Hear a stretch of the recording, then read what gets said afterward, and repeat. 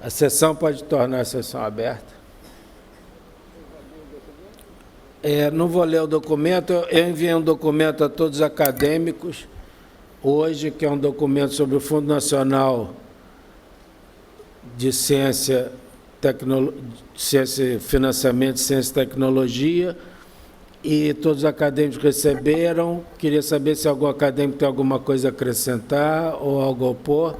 Todos estão de acordo, então o documento é considerado aprovado e será encaminhado, então, à Câmara dos Deputados para solicitar providências.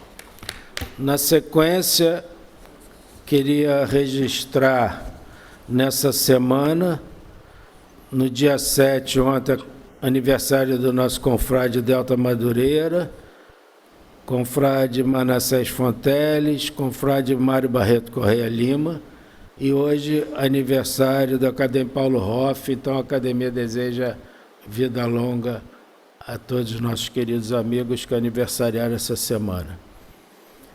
Está em discussão a aprovação a ata do dia 1º de novembro de 2022, que todos os acadêmicos receberam por e-mail. Se algum acadêmico tiver alguma correção ou tiver algo a acrescentar na ata, pode se manifestar. Os acadêmicos que estão remotamente podem se manifestar através da mão eletrônica. Os acadêmicos estão na casa. Não tendo nenhuma manifestação a respeito da ata, ela é considerada, então, aprovada. Declaro aberta as inscrições para a vaga da cadeira número 53 da secção de Medicina, cujo patrono é Heitor Pereira Carrilho, e ocupante anterior, acadêmico Fulvio José Carlos Pilegre, falecido em 4 de abril de 2021. Declaro ainda aberta a vaga da cadeira número 35 da secção de Cirurgia, patrono José Thompson Mota, cujo ocupante anterior, estimado acadêmico Hernani Vitorino Aboim Silva, falecido em 22 de 6 de 2020.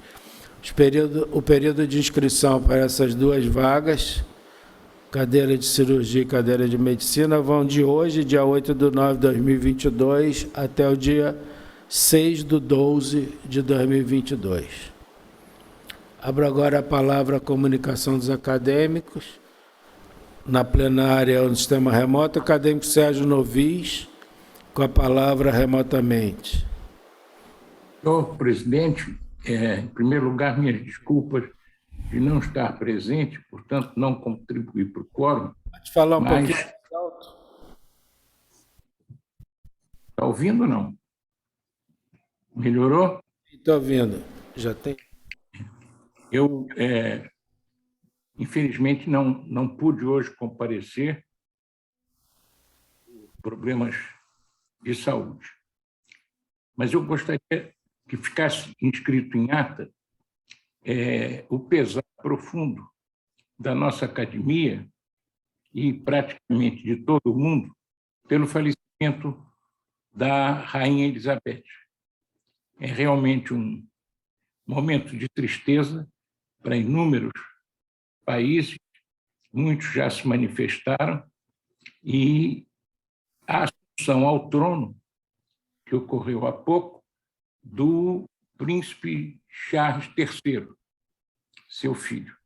Eu acho que deve ser registrado em ata esse fato, que me parece da maior relevância.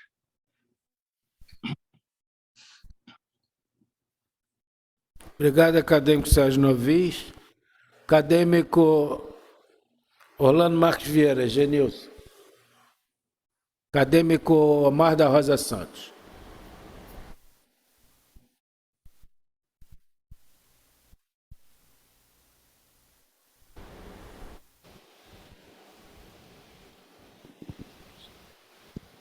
Obrigado. Senhor presidente, senhoras e senhores acadêmicos e convidados, pedi a palavra para consignar o ato do Papa Francisco, que nomeou Monsenhor ao nosso confrade Aníbal Gil Lopes, que dos cerca de 700 acadêmicos até hoje havidos, foi o primeiro e único sacerdote e agora recebe essa honraria. Muito obrigado. Obrigado, acadêmico Amada Rosa Santos. Está consignado em ata. Mais algum acadêmico quer fazer uso da palavra, remotamente ou presencialmente? Acadêmico Marcelo Morales, desde Brasília, com a palavra. Boa noite, presidente, senhores acadêmicos presentes aí na sessão e também virtualmente. Gostaria de anunciar, presidente, que devido a os movimentos aí de contaminação de animais domésticos com monkeypox, o primeiro caso foi diagnosticado em Minas Gerais e confirmado. Isso é uma preocupação muito grande, porque esses animais, uma vez contaminados, podem contaminar animais silvestres, como ratos e assim por diante, e aí a gente poderia perder o controle dessa doença. Então, nesse sentido, a Rede Vírus acionou, junto com o Conselho Federal de Medicina Veterinária e também com a participação da Rede Previr, que faz monitoramento de animais em todo o território nacional, que é a Previr, é uma parte da Rede Vírus. A gente está fazendo o diagnóstico, propondo uma cartilha, junto com essas 3 instituições e o Ministério da Saúde, uma cartilha de orientação aos veterinários e colocando os laboratórios da Rede Previr e MCTI para fazer o diagnóstico desses animais dos infectados com o monkeypox. Então, é mais uma ação importante de prevenção, já que os animais podem fazer o contato aí com os animais silvestres e aí a gente poderia perder o controle dessa doença. Então, mais uma ação de controle dessa terrível doença que também começa a ter uma expansão exponencial no país. Obrigado, presidente. Muito obrigado. Cadê Marcelo Morales? Uma notícia preocupante, mas é o que existe aí, nós temos que chamar atenção e ter cuidado com isso. Também, acho que a Academia Marcelo Morales viu que o documento já foi aprovado e nós vamos encaminhar ao presidente da Câmara via um deputado federal, que eu já fiz contato, e vamos colocar nas nossas mídias. Obrigado, presidente. Em frente, aproveito para agradecer o seu empenho constante em prol da ciência e tecnologia desse país. É realmente um conforto saber que Vossa Excelência está aí, um acadêmico de alto gabarito, lutando ao nosso lado. Muito obrigado. Vamos dar agora continuação ao simpósio. Aproveitar para agradecer a querida acadêmica Daniel Tabaque, a querida Cláudia Burlá.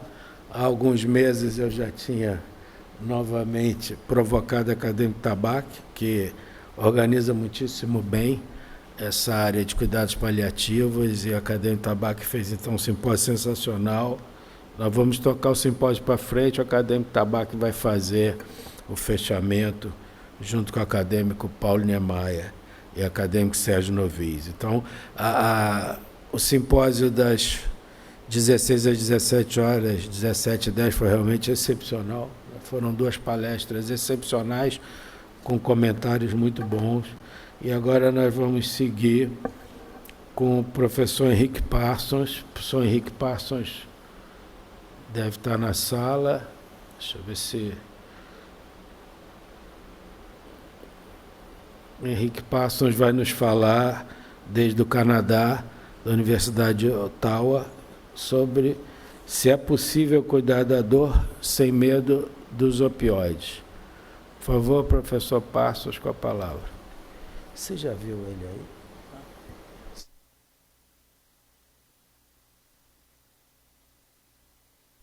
Genilson, ele está na sala?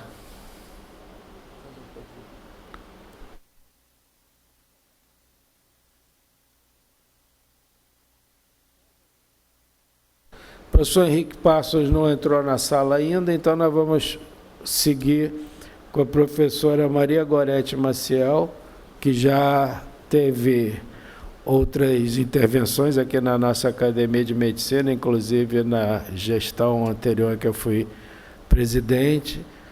Professora Maria Goretti, do Hospital do Servidor Público de São Paulo, e vai nos falar de um tema muito interessante, se é possível estabelecer um programa de cuidados paliativos em um hospital geral. Professora Goretti, muito obrigado por ter aceito o convite, a palavra é sua. Bom, muito obrigada, seu excelentíssimo presidente da Academia Nacional de Medicina, sempre uma honra estar com vocês, com os acadêmicos e com todas as outras pessoas que nos assistem nesse momento.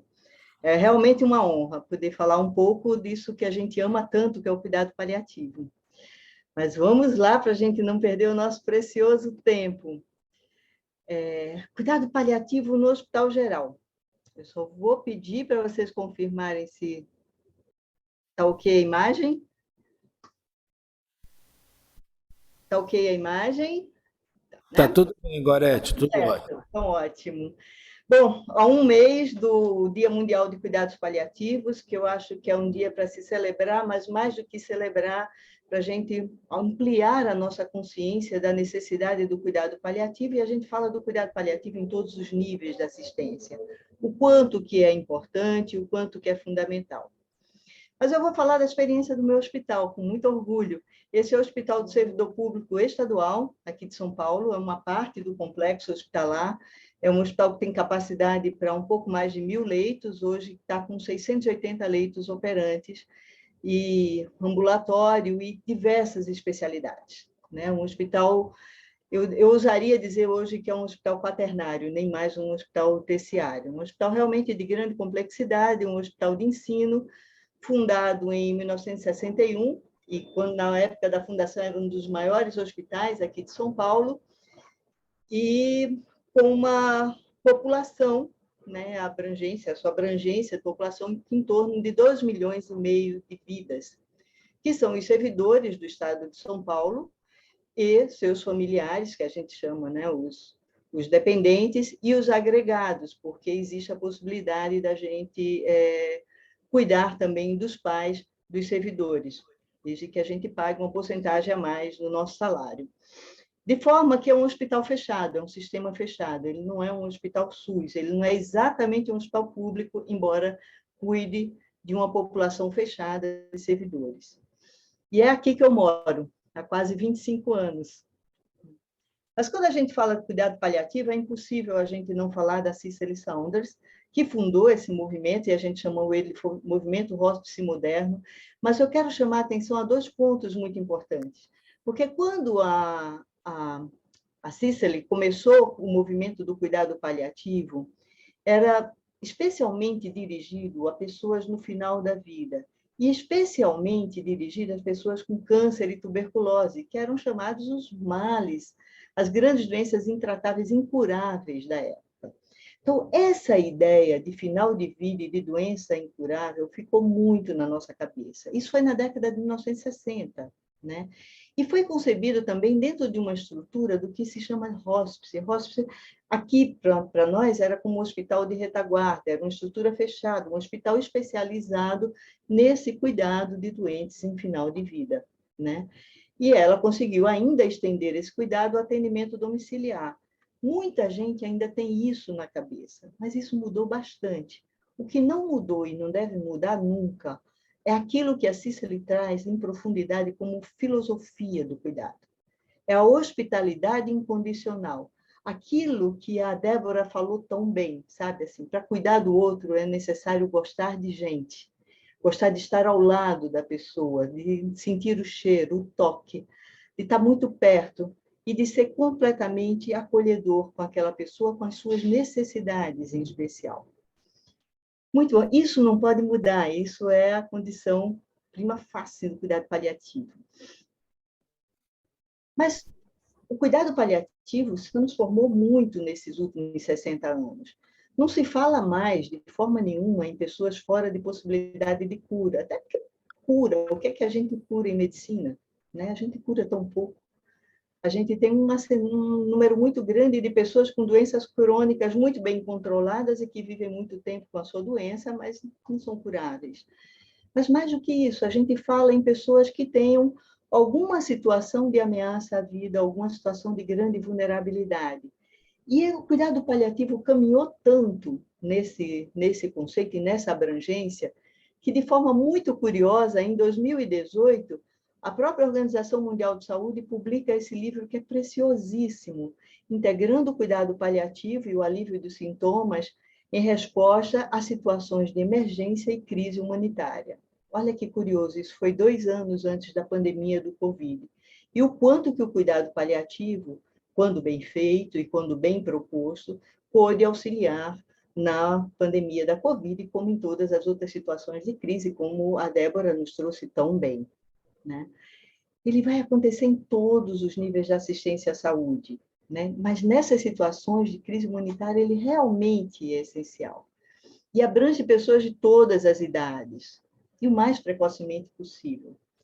Mas quando eu estou num hospital geral, eu tenho que pensar muito nessa pirâmide, muito parecida com a que a Érica nos trouxe, que é uma pirâmide que vale para todas as áreas de conhecimento na medicina, que é aquela que diz, olha, o conhecimento de um especialista, ele dá conta de cerca de 5% das necessidades do doente. Tudo que está abaixo, 60%, 65% das necessidades, com conhecimento básico, você resolve o problema da maior parte das pessoas. E eu tenho que pensar muito isso quando eu estou no hospital geral. O meu papel está aqui em cima. O meu papel dentro de um hospital é o papel do especialista. E aí eu tenho que saber que casos que eu tenho que resolver no hospital. Mas mais do que isso, como eu lido com toda essa pirâmide. No nível intermediário, são aquelas especialidades que lidam com muita frequência com doenças, com situações de ameaça à vida, como, por exemplo, a oncologia, e o Daniel, grande representante na área, como a geriatria, e a gente tem na sala, e eu tenho que agradecer o convite também, a nossa querida Cláudia Burlá. Né? A Cláudia Burlá foi uma das pessoas que trouxe à frente, e de forma extremamente pioneira, a questão do cuidado paliativo para a geriatria no Brasil. Essa faixa do conhecimento intermediário, e mesmo ela hoje eu acho que é uma especialista, ela está um tanto quanto acima, mas todo geriatra tem que ter um bom conhecimento no cuidado paliativo. E, estando no papel do especialista, eu tenho que trazer essa formação para baixo da minha pirâmide, dentro do meu hospital. Então, essa é a ideia de quando a gente trabalha com o hospital geral. A gente começou o nosso trabalho em agosto de 2000, dentro do serviço de assistência domiciliar. Então, a gente tem 22 anos de trabalho. E como todo começo, a gente começou por algum lugar, era na assistência domiciliar. Eu via pacientes, visitava pacientes em casa. E no começo eu era sozinha como médica. Mas 2 anos depois, a gente ganhou do hospital uma enfermaria, porque a gente via os pacientes em casa, a gente tinha pacientes muito complexos, que não poderiam estar somente em casa, que precisavam de uma atenção hospitalar, mas que não tinham a especificidade do atendimento que a gente já conseguia fazer em casa. Então, a gente ganhou uma enfermaria dentro do Hospital Geral, e que foi uma novidade no Brasil. Né? Foi uma novidade, uma enfermaria especializada dentro de um hospital, que era um hospital geral, não era somente um hospital de câncer, não era um hospital, era um hospital geral, que atendia de tudo. Em 2007, a gente teve um grande avanço com a contratação de outros profissionais e a gente conseguiu implantar um ambulatório de cuidados paliativos e um serviço de interconsulta. A gente passou a atender nos andares dentro de outras especialidades. A gente não consegue assumir o doente em outras especialidades, mas a gente consegue dar, sabe, uma base do que a pessoa pode fazer, avaliar muito bem e falar o que pode ser feito por aquele doente. E, assim, proporcionar a base daquela pirâmide. Olha, o básico que você pode fazer é isso resolve muito. O intermediário está aqui. E eu tenho, por exemplo, hoje, todos os residentes da geriatria e todos os residentes da oncologia, por exemplo, passam pela nossa clínica como estágio opcional. É uma forma de disseminar o conhecimento. Agora, todos os residentes da terapia intensiva também passarão obrigatoriamente em estágio com a gente. Em 2013, a gente começou o programa de residência em medicina paliativa. A gente está no 10º ano, com profissionais de ponta sendo formados como especialistas em medicina paliativa. Embora no Brasil ainda se se admita somente como área de atuação. No Brasil ainda não existe a especialidade da medicina paliativa, ela ainda é uma área de atuação, mas o comportamento dessa equipe dentro do hospital é um comportamento de especialista. Então, se eu sou uma especialidade, eu tenho que ter na minha consciência que eu tenho que dar conta dos casos mais complexos. Eu tenho 1% dos leitos no hospital. Eu tenho 6 leitos somente no hospital de 660 leitos, menos de 1%. Então, eu tenho que trazer para mim os casos mais difíceis. Então, o paciente típico da minha enfermaria é um paciente com muitas complicações. É um paciente jovem com obstrução intestinal maligna, que às vezes tem uma sobrevida longa, mas muito difícil, porque é um paciente que vai morrer mais cedo, mais tarde, né, com a sua complicação.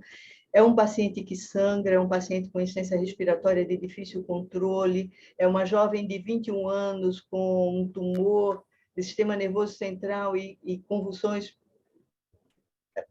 praticamente incontroláveis, né, de muito difícil controle, e que a gente consegue controlar, mandá-la para casa. Então, é esse paciente complexo que eu tenho no hospital. Pacientes de 40 anos, com fístula, com sangramento, com insuficiência renal, com muitos problemas. Esse é o meu doente no hospital.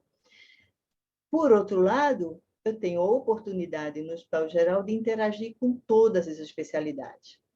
Tanto no sentido de oferecer um apoio, né, oferecer uma ajuda no controle dos seus pacientes, como no sentido também de me beneficiar de várias intervenções que só podem ser feitas no Hospital Geral. Eu, por exemplo, tenho um paciente que sangra na minha enfermaria e com um telefonema eu consigo descê-lo em 5 minutos para uma radioterapia paliativa, para cessar esse sangramento. E isso é genial. É um paciente que eu preciso de uma ressonância, porque eu suspeito de uma compressão medular, e ele faz na mesma noite, e no dia seguinte, às vezes, ele vai para a cirurgia e corrige. Então, esse conforto de estar no Hospital Geral, lidando com pacientes muito graves, ele é muito importante. É muito importante para esse doente, é muito importante para o ensino e aprendizado do cuidado paliativo e para a compreensão do cuidado paliativo como uma clínica de muitas intervenções. Está muito longe do nada a fazer. Muito pelo contrário, nosso trabalho é intenso, é corrido. Raramente eu saio do hospital antes de 8, 9 horas da noite, quando eu poderia sair às 6. Porque os doentes, mesmo os 6 leitos, têm demandas muito grandes, né? São demandas específicas muito complexas, né? Eu tenho, por outro lado, a oportunidade de abordar esse paciente muito precocemente. Eu estou ali dentro do hospital. Então, eles me chamam para interconsulta, eu já insiro esse doente, eu sigo acompanhando esse doente depois da alta. Tem um papel fundamental na educação continuada do hospital inteiro. E não é só de médico, das equipes de enfermagem, das equipes da psicologia, do serviço social, de todas as outras equipes. A gente está sempre disseminando o conhecimento sobre cuidados paliativos no hospital. Ao longo dos 22 anos, eu fiz isso todos os anos, e faço sempre, eu faço quase cotidianamente, né? Então, assim, acho que o princípio fundamental, quando a gente está no Hospital Geral, é o mesmo princípio da natureza, é o mesmo princípio de uma floresta, ou da colaboração. A natureza tem um princípio mais importante na natureza, justamente o princípio da colaboração. E, para isso, eu tenho que ter muita paciência. E eu tenho que ter solidariedade, eu tenho que pensar em ser solidário com o meu colega que não entendeu o conceito, que me encaminhou o paciente de forma errada, que usou mal um medicamento, que tem dificuldade em compreender, sabe, que me manda o doente. Não, mas esse doente não é paliativo. Chegou? 2 minutos para acabar. Então, os desafios são enormes. Eu posso só fechar aqui. Os desafios são enormes, né? Eu passei por muitos equívocos na compreensão do cuidado paliativo, e isso tem melhorado essencialmente ao longo do tempo. A gente tem uma vigilância contínua com a linguagem, depois eu comento do paciente 100% investível, que vem em cima de um pedido de interconsulta. São vários equívocos de linguagem e a gente vai alinhavando e tentando ver. Mas hoje eu tenho um nível de solicitação de interconsultas muito mais coerente do que tinha há 2 anos atrás, há 5 anos, há 10, quiçá, há 20 anos atrás. Hoje se pede consulta realmente para paliar o doente, para um controle de sintomas, um planejamento de cuidados, para transferência, às vezes, e para criar um vínculo com o paciente depois da alta. São muitas coisas que evoluíram ao longo do tempo, mas o papel é fundamental. Eu acho que, bom, o serviço hoje, pois eu falo, é um serviço complexo, eu tenho 6 leitos, mas eu tenho 300 pacientes externos sendo atendidos em vigilância, em atendimento domiciliar e ambulatório. É um serviço que cresceu bastante ao longo desses 22 anos, mas eu acho que o que é fundamental é a gente ter paciência e muita perseverança nessa caminhada. Eu peço perdão pelo perder o tempo, eu acabei não marcando meu tempo aqui. Gorete, você ainda tem 5 minutos. Eu tenho 5 minutos?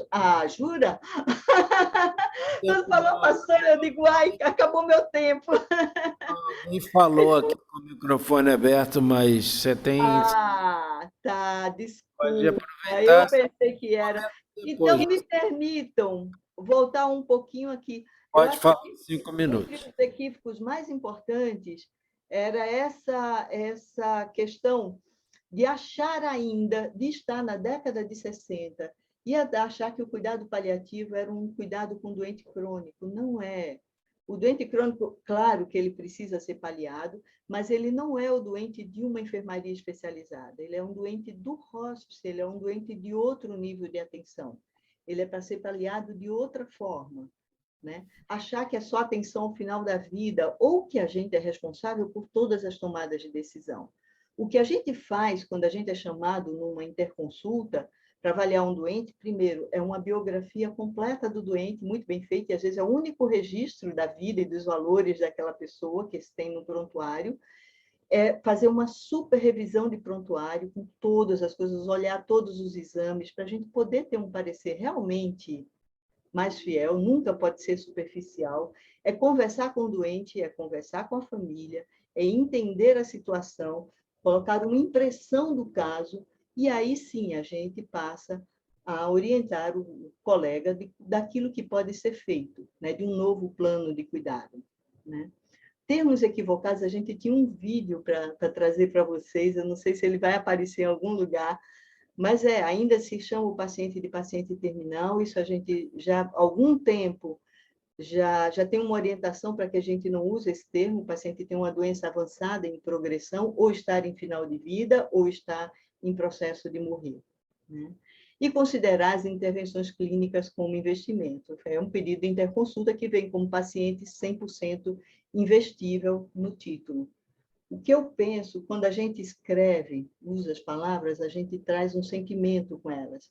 O que eu penso desse sentimento, dessa pessoa, é que ele tinha medo que a gente, no cuidado paliativo, não cuidasse adequadamente. Era um paciente com dor por uma discite, e que a gente poderia muito bem ajudar, e a gente ajudou a melhorar a dor. Mas não precisava dessa pérola aqui, porque a gente sabe, e a gente chamou isso aqui de interconsulta XP. Mas é isso, as interconsultas estão vindo realmente muito mais adequadas, ao longo do tempo isso vem melhorando, ainda tem esses escorregos, mas vem melhorando, e esse serviço hoje é isso, é um serviço relativamente pequeno, mas que tem esse papel. Eu atendo doente complexo e eu ajudo toda a cadeia do hospital a caminhar. E eu tenho muito orgulho quando na sala de emergência me pedem uma interconsulta, mas eu chego lá e o doente tem uma prescrição para insuficiência respiratória, para dispneia, de 2 miligramas de morfina por via subcutânea a cada 4 horas. E isso é perfeito. E eu tenho o maior orgulho quando eu vejo uma conduta dessas no meu hospital, e eu tenho certeza que é influência nossa. Mas era isso. Paciência e perseverança. Acho que é uma coisa a construir, a ser construída em todos os níveis de assistência. Muito obrigada. Muito obrigado pela excelente apresentação. E importante se essa apresentação inspirar outros a criar serviços nos hospitais gerais, né, de cuidados paliativos. O professor Henrique Parsons, da Universidade de Ottawa, agora está entre nós e vai nos falar sobre a possível cuidar da dor sem medo dos opioides. Professor Henrique Parsons, com a palavra. Gente, boa noite para vocês. Primeiro, agradecer ao ilustríssimo presidente, Dr. Francisco Sampaio, ao acadêmico Daniel Tabac, que organizou isso tudo junto com a Cláudia Bourlat, aos demais acadêmicos. É claro, a todo o resto da assistência aí presencial e também a turma do Cyberespaço. Eu espero que agora vocês estejam vendo os meus slides. Então, ótimo. Então, vamos lá. Já estava difícil eu falar para vocês depois de Débora e Érica. E aí mudaram a sequência e colocaram a Gorete na minha frente também. Então, agora ficou praticamente impossível fazer essa apresentação depois dessas apresentações tão boas. Eu mudo um pouquinho, talvez, a direção da discussão, um pouco uma questão um pouco mais técnica, mas vocês vão ver que a minha intenção aqui não é técnica, é muito mais abrir os olhos de todos nós para a importância dessa questão, que é o uso de opioides em pacientes, não necessariamente em cuidados paliativos, né, mas em pacientes com dor, especificamente. Antes de mais nada, só uma declaração de conflito de interesse. Eu não tenho nenhum conflito de interesse pessoal, comercial, acadêmico, político, financeiro, com nenhum tema dessa apresentação. Então, a pergunta é essa, né? É possível cuidar da dor sem ter medo dos opioides? Sim. É possível, sim. E é basicamente isso. Eu termino aqui e devolvo a palavra à mesa. Não é brinco. Mas é possível, sim. É possível, mas tem um mais. E sempre tem um mais. Para tudo que a gente faz na vida, sempre acaba tendo um mais, sempre tendo um porém, sempre tendo uma vírgula que a gente precisa prestar atenção. É possível tratar da dor sem ter medo dos opioides, mas algumas coisas são necessárias em conjunto com o uso do opioide. É necessária uma formação técnica adequada. É necessária a indicação precisa do opioide, pensando qual a droga certa, o intervalo certo, a via certa, o paciente certo, enfim, a indicação precisa, vou comentar um pouco sobre isso mais para frente. A questão da disponibilidade das drogas, a gente precisa ter os medicamentos disponíveis, senão a gente não tem nem para onde andar na ideia de trabalhar com opioides. A gente tem bastante sorte no Brasil, existe acesso a opioide com mais ou menos facilidade, dependendo de onde se está, mas existe acesso, não é? Em alguns países realmente o acesso é muito difícil, mas existe acesso no Brasil, não vou nem questionar muito sobre isso aqui nessa nossa discussão inicial, pelo menos. E aí a questão das avaliações e reavaliações constantes dos pacientes. A gente precisa estar sempre muito atento ao paciente usando opioide, porque eles mudam. E é aí que mora o problema, é aí que mora o risco, se é que existe, não é que se é que existe. Já que existe um risco, não é uma droga para amadores, esse risco está justamente no fato da gente não ver as coisas acontecendo. E se a gente está avaliando constantemente, a gente vai acabar pegando os problemas cedo, se eles forem acontecer, e consegue resolver.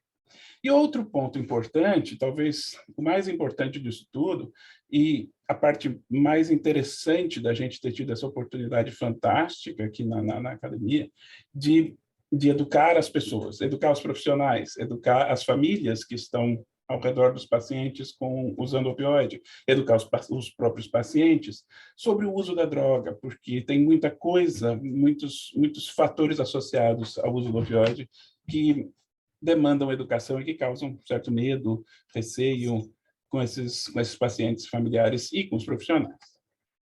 Eu não vou entrar nos detalhes técnicos, a gente podia ir nessa direção de entrar no que são opioides e os receptores que eles atuam, mas só lembrando todo mundo do que a gente está falando, são drogas que podem ser naturais ou sintéticas, ou algumas semissintéticas, que precisam se ligar a alguma coisa no corpo e aí, portanto, fazer um efeito, executar o efeito deles. Tem diversos receptores de opioide no corpo e eles precisam ser ativados com o opioide, que pode ser endógeno, como pode ser exógeno, pode ser um medicamento, ou pode ser o opioide endógeno, que já está lá dentro do paciente. E esse receptor precisa ser ativado para executar uma resposta. Eu não vou entrar muito nesses detalhes por enquanto, mas eu quero que isso esteja na nossa cabeça quando a gente for falar sobre educação lá na frente. Para que se usa o opioide? O opioide se usa para tratar dor. Essa é a primeira coisa que todo mundo pensa quando a gente fala de opioide. E está certo, o opioide se usa para tratar dor. Mas se usa para tratar outras coisas também. E é uma droga importante no arsenal do controle de sintomas, talvez até um pouco mais ao final da vida, mas não necessariamente só ao final da vida. Tratar dor, tratar dispneia, tratar tosse, uma porção de sintomas que são muito desconfortáveis e, como nós vamos ver, bastante comuns em pacientes com doenças que limitam a vida, que são aquelas doenças que nos tocam mais aqui as pessoas aqui da mesa comigo, só porque nós trabalhamos com cuidado paliativo, mas são muito prevalentes. Os sintomas são muito prevalentes nessas doenças aí que eu coloco como exemplos de doenças que limitam a vida. Exemplos bem simples e bastante comuns. Todo mundo aqui, se a gente perguntar, vai dar essas opções, como câncer, como as falências orgânicas, como insuficiência renal, insuficiência hepática, insuficiência cardíaca, DPOC, enfim, falências orgânicas em geral, doenças neurodegenerativas, as demências, a esclerose múltipla, a esclerose lateral amiotrófica, enfim, todas essas doenças que são realmente limitadoras da vida e que podem cursar com muitos sintomas, e a gente pode precisar de opioides para tratar os sintomas delas. Eu coloquei aqui algumas estatísticas específicas para cada um dessas doenças, só para mostrar como isso é frequente. É claro que as estatísticas variam muito de estudo para estudo, mas olha como isso é frequente nos pacientes, como a dor é frequente em pacientes com qualquer uma dessas doenças. Até 90% nos pacientes com câncer, 85% nos ICCs, 50% dos com demência, e eu truco um pouco esse número, gostaria de ouvir os nossos colegas geriatras, eu acho que esse número deve ser maior, mas a evidência que eu achei me deu 50%. Até pacientes com DPOC, que na verdade a relação de DPOC com dor não é tão direta assim, mas até nessas populações a dor é um sintoma muito frequente. E aí, se vamos considerando o DPOC como uma falência orgânica, e entre aspas, para que possa ser paliada, também tem a dispneia, né, onde eles poderiam sim usar opioides e não teriam problemas com isso. E também os pacientes com esclerose múltipla, eu peguei esse exemplo como um dos exemplos de doença neurodegenerativa, extremamente comum, até perto de 90%. Ou seja, muita gente com dor, muita gente que vai precisar, portanto, de opioide. Qual que é o problema? O problema é a tal da opiofobia. Opiofobia é inclusive um termo conhecido e usado agora como um termo de verdade, não é uma invenção, que é o medo do opioide. Tem até uma definição formal, a definição formal é essa daí, que é o receio de prescrever opioides, por medo de efeito colateral, por medo de intoxicação, pensando mais na narcotização, na overdose, ou por medo de adição. A opiofobia vem crescendo e como tudo em medicina, é um pêndulo, né? Em algum momento, a gente teve muito medo de usar opioide. E muito medo de usar outras medicações também. Isso é histórico na medicina, não necessariamente só para opioide. Mas durante muito tempo a gente teve muito medo e começou a se estudar e a tratar mais. Um impacto importante, que eu não vou comentar aqui, pelo menos não nessa fase, talvez na discussão, se for o caso, mas também um impacto importante da indústria farmacêutica, e acabou levando esse pêndulo para o outro lado. Por um lado, de um uso talvez um pouco indiscriminado. E aí, esse uso indiscriminado acaba levando a efeitos colaterais mais graves e a pacientes terem problemas mais graves. E agora a gente precisa tentar trazer esse pêndulo mais para o meio e tentar fazer com que a gente consiga usar essas drogas que são muito eficazes nos pacientes certos, na hora certa, da forma com que eles fiquem confortáveis e seguros. Mas as pessoas têm medo. As pessoas... Aqui a opiofobia é uma coisa muito mais relacionada com profissionais de saúde, mas ela também existe de forma importante nos pacientes e familiares e no público em geral, mesmo que ele não está usando opioide ou não tem necessidade de usar, mas mesmo essas pessoas também têm opiofobia, têm medo disso. E por quê? Por que essa opiofobia aparece de forma tão importante? Um dos fatores grandes disso é a história da crise dos opioides, né? Que é uma coisa que ouve-se muito aqui no hemisfério norte, mas também acompanho isso sendo discutido no Brasil. que é o fato do uso indiscriminado de opioides, e do uso indiscriminado não só de opioides enquanto medicamentos, mas também como drogas de abuso. E aí, esse uso indiscriminado está gerando um número fantástico, absurdo de mortes e de pessoas ficando viciadas em opioide e causando problemas como gente morrendo de insuficiência respiratória. Um fenômeno interessante, vou contar uma pequena anedota aqui, que um fenômeno interessante é que agora as farmácias aqui onde eu moro estão distribuindo o kit de naloxona para defender os pacientes de overdose, o que é uma ideia muito boa. Você pode ir na farmácia, bater na porta e pegar um kit de naloxona injetável, não injetável, vou colocar embaixo da língua, para que se você vê alguém na rua tendo uma overdose por droga de abuso, você colocar isso lá para o paciente. Perfeito, isso é uma ideia boa de diminuição de risco. O que está acontecendo agora é que os farmacêuticos, não todos, mas alguns farmacêuticos estão entregando o kit de naloxona para pacientes que estão saindo do hospital com opioide prescrito para dor. E estão dando a seguinte indicação: se você começar a sentir alguma coisa, ficar um pouco sonado ou ter um pouco de náusea, toma esse negócio porque é sinal de overdose e você vai acabar morrendo. Então, nós estamos criando outro problema em cima do opioide, agora com o antídoto do opioide, que é a naloxona. Nós temos visto isso acontecer agora. Isso está acontecendo por conta de opiofobia, por conta da crise do opioide, das pessoas usando indiscriminadamente. Uma outra coisa muito comum, talvez de certa forma relacionada com a opiofobia também, mas é o estigma, né? Tem um estigma muito forte da palavra opioide, a palavra morfina. Usar essas drogas é associado com muitos estigmas, e geralmente o estigma é relacionado com a ideia do vício, da ideia da adição, a ideia desses pacientes acabarem se viciando e vão acabar na sarjeta com o cachorro lambendo a boca deles. Não é bem assim que isso acontece, mas existe um grupo de pacientes que está sob risco, claro. Sempre isso associado muito com a ideia do vício, associada com a criminalidade, com fraqueza de caráter, com mau caratismo, enfim, seja lá que nome você queira dar. Mas são palavras muito pesadas, e são conceitos muito pesados quando você usa essas medicações. Outra questão que também está muito associada com o uso de opioide, né, na população geral é a questão de opioide estar relacionado com a morte. Então, todo mundo aqui que cuida de paciente, principalmente quem cuida de paciente ao final da vida, já ouviu essa coisa de, doutor, já está na morfina, né?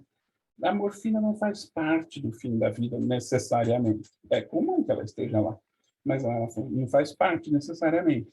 E ela não significa que o doente vai morrer. Ela, às vezes, é um sinal de que ele tinha sintomas e a gente precisava tratá-los.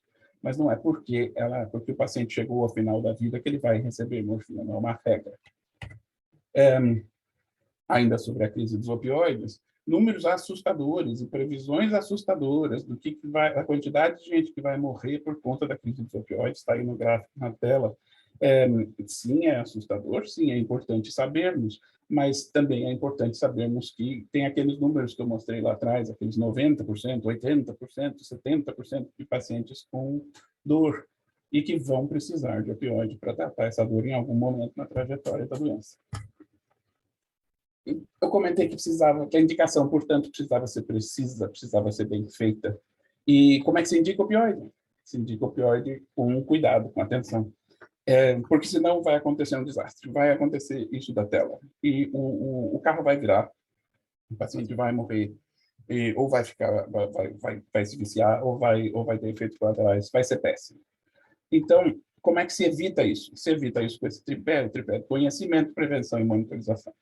Monitorização que eu comentei lá atrás, com aquelas avaliações sistemáticas do paciente, sistemáticas e repetidas do paciente. Um conhecimento, tem que saber usar. Eu costumo sempre brincar que opioide não é droga para amador, e mais do que isso, metadona é menos ainda droga para amador do que qualquer outra droga. Mas são drogas para pessoas formadas, para pessoas com conhecimento. Não é problema dizer que eu não sei usar, mas é problema dizer que eu sei usar quando eu, na verdade, não conheço, eu vou colocar o paciente sob maior risco. E, é claro, a prevenção de efeitos colaterais, às vezes, sempre é necessária, por exemplo, a constipação, que é tão comum nesses pacientes. Portanto, o que eu já repeti algumas vezes, a questão é ser profissional. é saber o que a gente está fazendo. É estudar isso a fundo, conhecer esses efeitos colaterais, conhecer os riscos desses pacientes, os riscos dessas drogas nesses pacientes, e aí sim a gente vai conseguir tratá-los de forma adequada para a dor, com segurança. Uma coisa que assusta os pacientes e os prescritores com muita frequência são as questões da neurotoxicidade, que realmente acontecem com o opioide, e a gente precisa saber como lidar com isso. Eu não vou entrar em detalhes na técnica de como lidar com isso, mas a gente precisa saber que isso é parte do processo. Pode acontecer. São efeitos colaterais, principalmente se você iniciou não de maneira muito precisa, não de maneira ideal, e começou com doses muito altas, ou perdeu o passo nas reavaliações do paciente, ele já estava mostrando sinais iniciais que estava ficando neurotóxico, e você não pescou aquilo, e agora ele está realmente entrando em delírio, ficando muito pior. Mas isso pode acontecer em pacientes com opioide. A gente precisa saber lidar. O fato disso acontecer não significa que a gente não deva prescrever, a gente só deve saber como lidar com isso. Constipação, que vai acontecer em 100% desses pacientes, a gente precisa prevenir. Náusea, vômito, geralmente nas mudanças de dose, no início das prescrições e nas mudanças de dose. E aí a questão da diminuição da respiração. Isso que eu acho que assusta mais as pessoas, a questão da insuficiência respiratória causada pelo opioide. Isso é muito, eu ia dizer que é muito raro, não é muito raro, mas é sim muito raro em mãos que sabem do que estão fazendo, sabem como prescrever. Se as doses estão sendo iniciadas corretamente, nos intervalos corretos, no paciente correto, ele não vai ter insuficiência respiratória. Isso não acontece com doses normais na maior parte dos pacientes que tem rim funcionando, que está indicado adequadamente, isso não vai acontecer. Esse medo é um medo infundado e tem estatísticas para comprovar isso. Não há necessidade desse medo em pacientes usando opioide, desde que o opioide seja prescrito de forma adequada. Outra questão importante que eu gosto de colocar, eu estou um pouco perdido com o tempo, eu acho que eu devo ter uns 6 minutos ainda. Mas uma coisa importante é a ideia da dor zero. A dor zero não é real. E, às vezes, isso é um dos problemas quando a gente está tentando tratar pacientes com dor, porque a gente quer chegar nesse zero, que não vai acontecer, principalmente pensando em pacientes com dor de câncer. Dor zero é irreal, não vai acontecer. Ah, o paciente não pode ter dor. Ah, uma meta 1 tinha que ser a zero dor. Não vai acontecer. Converse com seu paciente, converse com a família deles, explique que não vai acontecer zero. E vamos tentar descobrir qual é a quantidade de dor que é possível para você. Que a sua vida vai ser viável, mas lembrando que ela vai acontecer, vai haver dor, ela vai estar aí e a gente vai precisar trabalhar com ela. Vamos ver quanto que a gente consegue viver, com quanta dor você consegue viver e quanto a gente consegue chegar perto desse objetivo. Mas se a gente tem o objetivo da zero dor e a gente começa a jogar a farmácia na cabeça do doente durante esse processo, tentando chegar no zero, esse paciente intoxica, esse paciente para de respirar, esse paciente morre na sua frente. Porque a expectativa está errada, o objetivo está errado. De novo, isso cai na questão da educação, da gente saber o que a gente está fazendo. Monitorizar efeitos colaterais, monitorizar o mais frequentemente possível, principalmente em pacientes que acabaram de começar a tratar com opioide. Não precisa ser uma visita médica de horas, mas uma conversa telefônica para checar para os efeitos colaterais, ver se o paciente está estável rapidamente, logo depois do início. E, é claro, com o tempo você consegue espaçar essas avaliações, mas conhecer o seu paciente e acompanhá-lo de perto é fundamental. E aí eu trago, só para finalizar, para amarrar essa questão dos medos, algumas coisas importantes que têm a ver com não é preconceitos, com conceitos errados que a gente tem com relação aos opioides. Primeira coisa, opioide não é sedativo. Ouve-se muito a gente que faz cuidado paliativo ouve isso todo dia, a gente vai dar um pouquinho de morfina só para o paciente acalmar, já está errado, porque acalmar não é morfina que acalma, o que acalma é sedativo, morfina é tratador, morfina trata de dispneia. Se a morfina está sedando, você já passou da dose que devia estar usando, porque isso não é dose, não é para sedar. Se ele está sedando, é neurotoxicidade, é problema.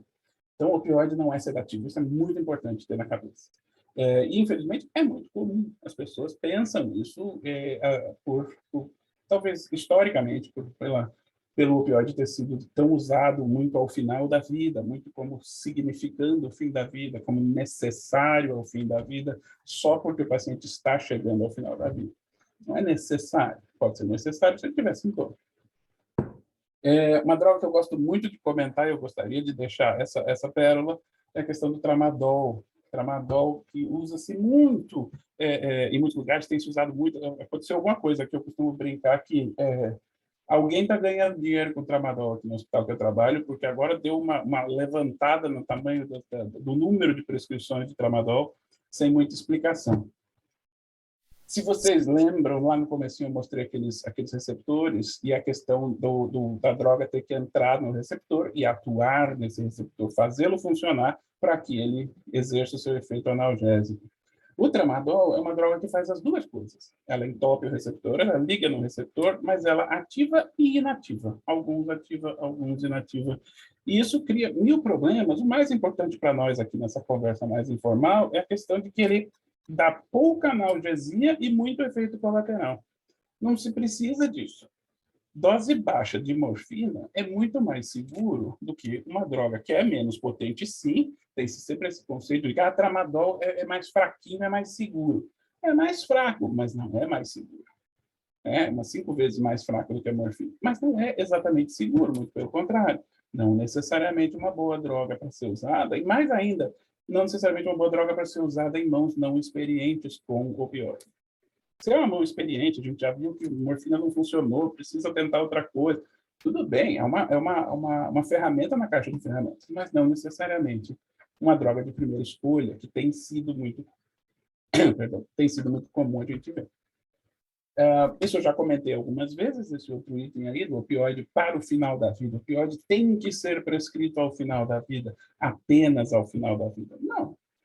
Não é porque o paciente chegou ao final da vida que ele vai precisar de opioide, nem tampouco só para esses pacientes que a gente deve prescrever. Tem muito paciente que vai ficar funcional, que vai ter grandes sobrevidas e que vai precisar de opioide para tratar a sua dor.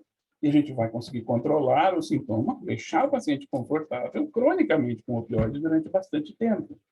Não é porque ele está ao final da vida que ele precisa de opioide, mas também não é porque ele não está ao final da vida que ele não é candidato ao opioide. Ele pode serve para os dois lados. Outra questão importante, a questão da dor do câncer. Cuidado paliativo cresceu muito nas costas do câncer, e a gente continua atuando muito em pacientes oncológicos, e é muito importante. Mas não é só para a dor do câncer. Muitas das nossas evidências no tratamento da dor, no uso de opioide, é em paciente com câncer. Mas não é só para paciente com câncer. Outras dores e outros sintomas, dispneia, por exemplo, são tratados com opioide com segurança e com efeitos muito bons. Mas não é só para a dor do câncer. O paciente não tem câncer, eu não vou nem pensar em opioide. Talvez eu deva pensar.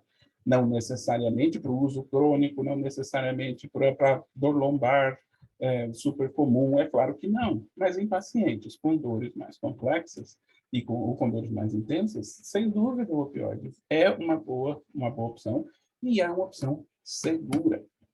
Eu trago mais um pontinho aqui, eu espero que eu tenha tempo para isso, que eu queria reforçar o que a Gorete já falou, e eu acho tão importante, que é a questão das palavras que a gente usa. Eu acho que a gente tem que usar essa oportunidade única de estar com pessoas tão importantes, formadores de opinião da medicina, para que a gente coloque essas palavras no lugar certo. A questão do fim da vida. Vocês viram, por exemplo, todos nós aqui já falamos muito sobre pacientes ao final da vida, ninguém usou a palavra terminal em nenhum momento. Porque não necessariamente é terminal. A gente não colocou o cuidado paliativo junto com a morte ou com o fim da vida, não é obrigatório isso. A gente também não colocou o cuidado paliativo como significando doença crônica, como a Gorete falou muito bem. Esses pontos que ela falou, eu acho que são importantes para a gente ter em mente também. Teremos oportunidade para discutir, eu fico por aqui, e a gente vai conversando mais sobre esse tema. Agradeço mais uma vez a oportunidade. Muito obrigado, doutor Henrique Parsons, pela excelente revisão sobre opioides. Eu depois tenho umas perguntas pessoais também. Convido agora a excelentíssima senhora juíza de direito, Maria Aglaé Tedesco Vilar, do Tribunal de Justiça do Estado do Rio de Janeiro, que vai nos falar sobre quais as possibilidades e limites da autonomia. Doutora Aglaé Tedesco, muitíssimo obrigado por ter aceito participar dessa sessão, e a palavra é sua. Boa noite, eu vou compartilhar aqui minha tela com uma apresentação, só peço que confirme se está aparecendo. Está aparecendo? Ainda não. Não, precisamos fazer de novo, compartilhar tela. Sim, agora está. Precisa colocar Coloquei em tela cheia. Está em tela cheia? Está perfeito. Tá bom. Então, boa noite. Eu quero agradecer muito este convite, especialmente ao presidente Francisco Sampaio, ao gentilíssimo doutor Daniel Tabaque e a minha querida amiga doutora Cláudia Burlá, que foi a pessoa que me trouxe para esse universo que me deixa aqui com uma tremenda taquicardia ouvindo essas coisas que vocês falam aí, que não é do âmbito jurídico. Então, há 7 anos, eu e Cláudia entramos. Ali uma foto, nós duas novinhas, doutora Cláudia Burlá. E eu quero cumprimentar também os nossos assistentes, me apresentar. Eu sou Maria Aglaé Tedesco Vilar, meu lugar de fala é de juíza de direito atualmente como desembargadora substituta em 2º grau, em Câmara Civil, decidindo muitos processos do direito de saúde, e o doutorado em bioética, ética aplicada e saúde coletiva. A pergunta que eu trago aqui para reflexão no âmbito da bioética seria quais as possibilidades e limites da autonomia. Eu trago aqui um trechinho de uma música que eu gostaria de compartilhar com vocês. A letra está aí. Vocês estão ouvindo a música? Não, a música não. Não tem problema, então. Eu estou ouvindo aqui, eu acho que eu esqueci de compartilhar o áudio. Nós estamos envelhecendo, amor. Eu tenho pensado sobre isso ultimamente. Isso já te deixou louca? A rapidez com que a noite muda? Tudo o que sempre sonhou desaparecendo quando você acorda.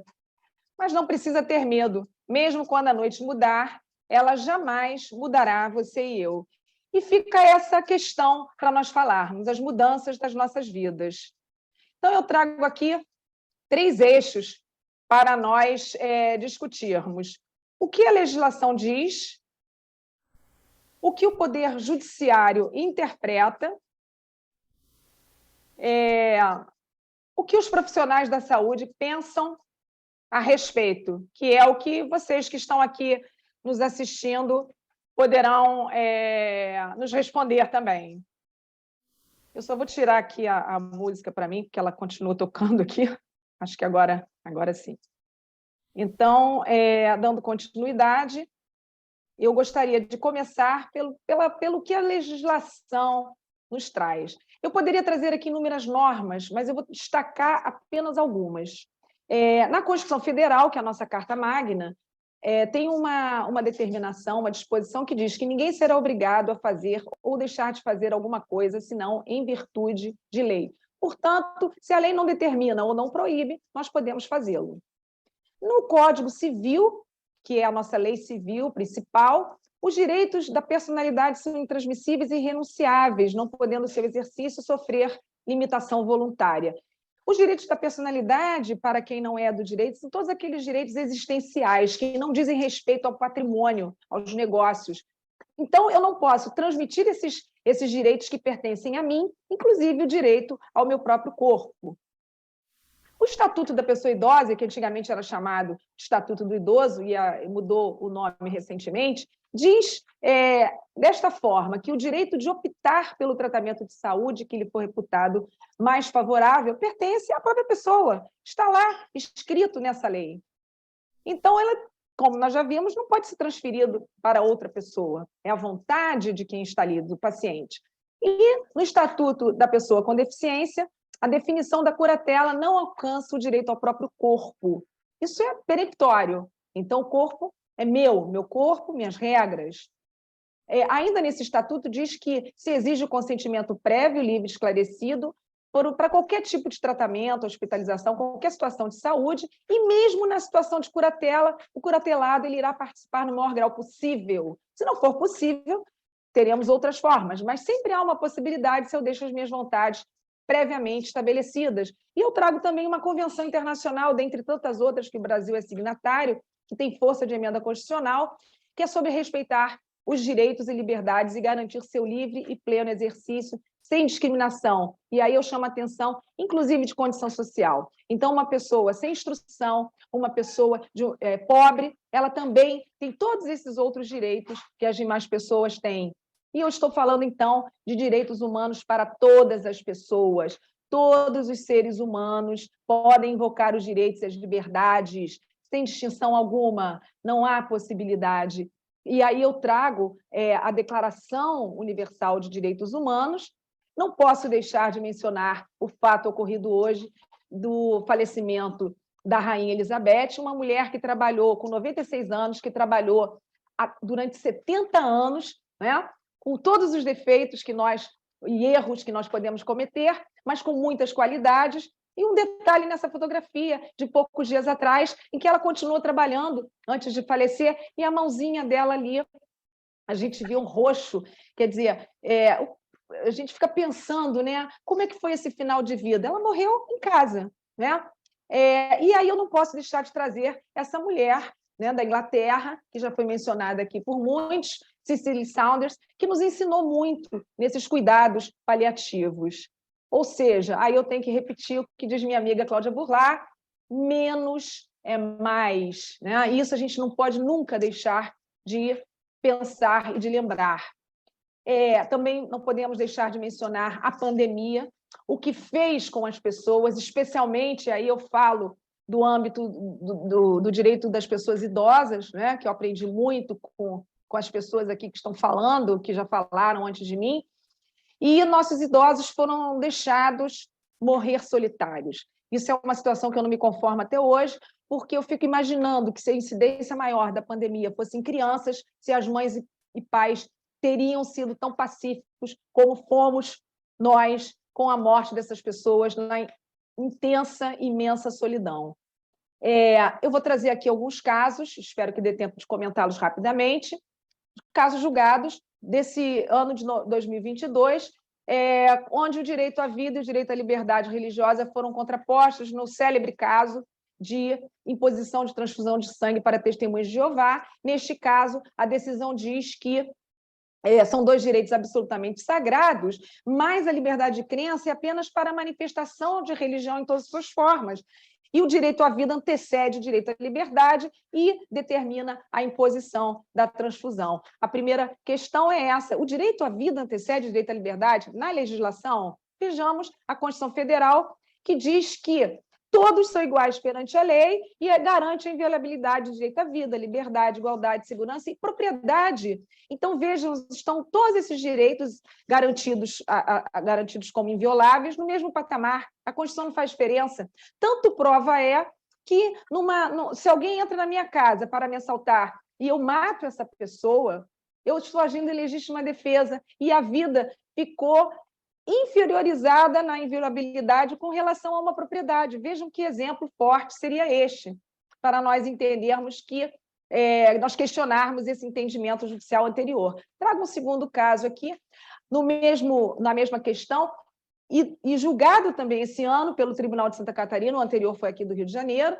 em que a parte não autorizou a realização de eventual transfusão de sangue e o médico anestesiologista suspendeu a realização do procedimento quando viu que não ia poder prosseguir, e aí foi processado por ter sido desidioso, e o julgamento foi no sentido de que a vontade do paciente foi respeitada e a postura adotada pelo médico não era um ilícito civil, não houve negligência, ao contrário, houve respeito à autonomia desse paciente. Então, veja que o judiciário ainda está em dúvida sobre que caminho seguir nessa questão. Mas aí teve um outro caso, também com relação à testemunha de Jeová, em que o paciente se recusou a assinar o termo de consentimento porque resultaria uma renúncia à liberdade religiosa e violação da sua consciência, porque seria uma poluição receber aquela transfusão de sangue. E o direito à vida não se limitaria à ótica biológica, o que haveria uma ofensa à sua autonomia individual. Este caso gerou o que nós chamamos no direito de um tema a ser dissipado pelo Supremo Tribunal Federal, quanto ao direito de autodeterminação destas pessoas, testemunhas de Jeová, submeterem a tratamento médico realizado sem transfusão de sangue em razão de sua consciência religiosa. E esse tema, quando for decidido, ele vai ser obrigatório a ser seguido por todos os tribunais estaduais do Rio de Janeiro, e ele partiu deste processo em que se discutia se o Estado seria obrigado a arcar com os custos de procedimento cirúrgico que hoje é disponível na rede pública em alternativa à transfusão de sangue. Então, isso aí vai ser decidido, nós acreditamos que deva demorar um pouquinho, mas será uma decisão a ser tomada pelo Supremo e seguida por todos os demais. E eu ouso dizer que será no sentido de se respeitar a autonomia das pessoas que professam determinada religião, determinada filosofia de vida. Um outro caso que eu gostaria de trazer aqui é com relação ao implante de marca-passo. Aqui é um agravo de instrumento que, para vocês da medicina, agravo é uma coisa mais séria que está acontecendo. Para nós, é um recurso para reformar uma decisão no meio do processo.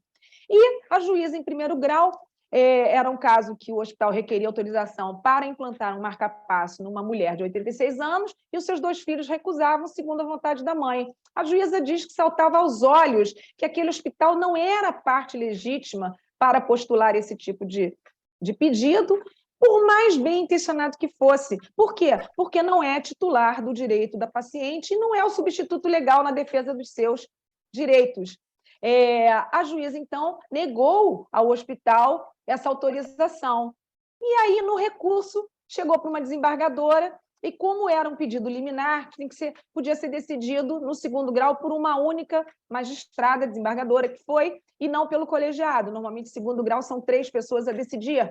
E a decisão é dizendo que, embora garanta o direito de opção a tratamento de saúde, não prevalecem quando confrontadas com a orientação do profissional por ela livremente escolhido. Significaria o seguinte: escolher um médico, siga o que aquele médico disser, e isso foi uma decisão que ela deu, afirmando na sua decisão, pela análise meramente superficial que o momento admite. Não cabe ao paciente que não é médico indicar o tratamento a lhe ser ministrado, que é muito comum você ver, juiz não é médico. Sim, juiz não é médico, não é contador, não é economista, mas decide, não é engenheiro, mas decide todas essas questões sob a ótica jurídica. Mas olha o que aconteceu nesse caso, muito curioso.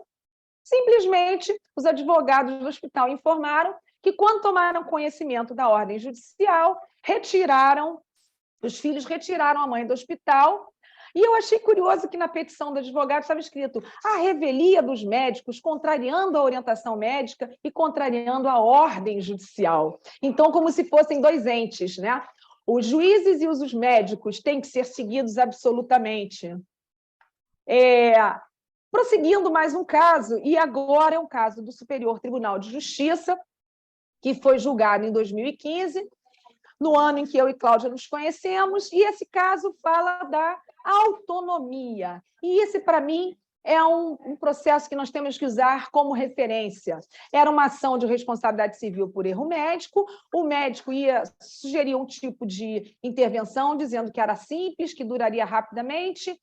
Houve uma mudança nos procedimentos em cima da hora, sem ter sido informado ao paciente, o paciente não voltou a andar, então houve ausência de informação sobre a nova abordagem, sobre os seus riscos. E aí a decisão é no sentido de que o princípio da autonomia da vontade ou autodeterminação é que tem que ser preservado. Então, é preconizada a valorização do sujeito de direito por trás do paciente, enfatizando a sua capacidade de se autogovernar e fazer as suas opções, de forma com as informações individualizadas a cada paciente, a cada caso, de acordo com o seu conhecimento. E aí cabe a nós, que estudamos, que temos faculdade, mestrado, doutorado, sabermos comunicar a esse paciente da forma que ele possa compreender. E aí a decisão, esse acórdão dos ministros, diz que a simples inobservância desse dever de informação, desse respeito à autonomia, aí sim caracteriza um descumprimento do contrato. Então, seria devido, sim, uma indenização pela privação sofrida pelo paciente na sua autodeterminação. E quem tem que provar juridicamente se houve ou não a devida informação é o médico ou é o hospital. Então, nós recebemos diariamente, quem já foi para algum hospital já viu aquele termo que muitas vezes é entregue para você assinar sem sequer, antes de receber qualquer explicação, normalmente não é lido, e aquilo é uma situação muito formal, né? Então, temos que ter atenção a isso. Deixa eu ver o que está... sim. E aí, a última questão que eu estou aqui trazendo é o que os profissionais da saúde pensam a respeito. Vejam esses lindos olhos azuis, assustadíssimos, com medo que faço eu diante disso, né? Ainda estamos vivendo numa balança, né? E o que eu ouço ao longo desses 7 anos, doutora Cláudia Burlá, também aproveito para cumprimentar a doutora Talvane Moraes, com quem já tive a oportunidade de trabalhar muitas vezes no Tribunal de Justiça, é exatamente isso, é um medo de ser processado, e nós podemos dizer que a garantia, eu não posso garantir que não haverá processo, porque todo mundo pode processar todo mundo, isso aí é passível de acontecer. Mas a garantia para a sua decisão é justamente a segurança do seu conhecimento, como foi dito agora. Sabe usar esse tipo de medicamento? Use com responsabilidade, use com conhecimento. Sabe aplicar os cuidados paliativos? Faça com segurança, né? Não finja que sabe. E eu gostaria de lançar essa questão, mas gostaria de me encaminhar para o final pensando no 7 de setembro, nos 200 anos de independência do nosso país, do nosso querido Portugal, uma nação amiga, com esse verso do grande Luís de Camões: mudam-se os tempos, mudam-se as vontades, muda-se o ser, muda-se a confiança. Todo mundo é composto de mudança, tomando sempre novas qualidades. Continuamente vemos novidades, diferentes em tudo da esperança. Do mal ficam as mágoas na lembrança, e do bem, se algum houve, as saudades. O tempo cobre o chão de verde manto, que já coberto foi de neve fria, e em mim converte em choro o doce canto. E afora este mudar-se cada dia, outra mudança faz de mor espanto, que não se muda já como soía. Essa mudança é muito importante nas nossas vidas, e nós temos que buscar esse tipo de situação aqui que nós estamos vivenciando para podermos acompanhar esses novos tempos. Muito obrigada. Muitíssimo obrigado, doutora Aglaé Tedesco, por essa excepcional palestra, nos trazendo aqui os limites da autonomia, realmente bastante provocativa para o médico. Vamos agora dar seguimento às discussões. Convido o acadêmico Sérgio Novis para fazer suas considerações. Por favor, acadêmico Novis, com a palavra.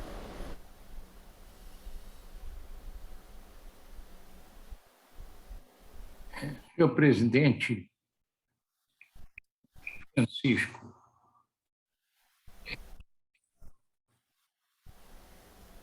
queridíssimo amigo, acadêmicos, senhoras acadêmicas, ilustres convidados, eu começaria por dizer que realmente foi uma tarde ganha, porque foi um seminário extremamente adequado para nós aprendermos o que deve estar presente no nosso cotidiano médico. Eu acho que o tratamento paliativo é, por definição, a medicina humana, porque vai se agir sobre um doente que pode ter uma doença grave, de pouquíssima duração, ou pode se tratar com um doente de doença grave, mas que durará um tempo mais prolongado. Eu não ouvi aqui nenhum comentário sobre a família, mas a família de uma forma intensa, porque para o doente com doença grave, a família tem que estar participando do processo.